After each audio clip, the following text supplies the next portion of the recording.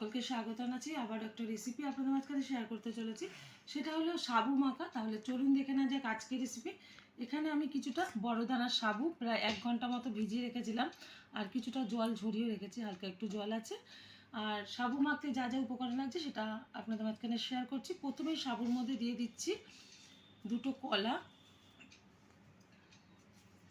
এক একজন কিন্তু এক এক রকমভাবে সাবু মেখে থাকে, তো আমি যেরকমভাবে দেখাচ্ছি এরকমভাবে অবশ্যই একবার ট্রাই করবেন।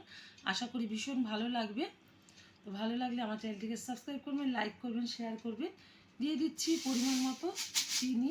অনেকে কিন্তু এটা গুড় দিয়েও মেখে থাকে, তো যার যেটা পছন্দ সে সেইভাবে মাখবেন।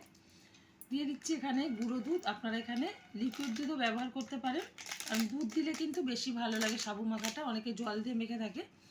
দিয়ে দিচ্ছি কুড়িয়ে রাখা নারকেল। নারকেল দিলে বেশি ভালো লাগে, একটু দুধ নারকেল পড়লে কিন্তু সাবু মাখাটা অসাধারণ লাগে। সবগুলো উপকরণ একসাথে আমি মেখে নেব। সাবুটা কিন্তু ভালোভাবে আমি মেখে নিয়েছি। যারা উপোস করেন তারা কিন্তু উপোসের দিনে এরকমভাবে সাবু অবশ্যই একবার মেখে ট্রাই করবেন। আশা করি ভালো লাগবে। দেখা হবে পরের ভিডিওতে নতুন কোনো রেসিপি নিয়ে। ধন্যবাদ।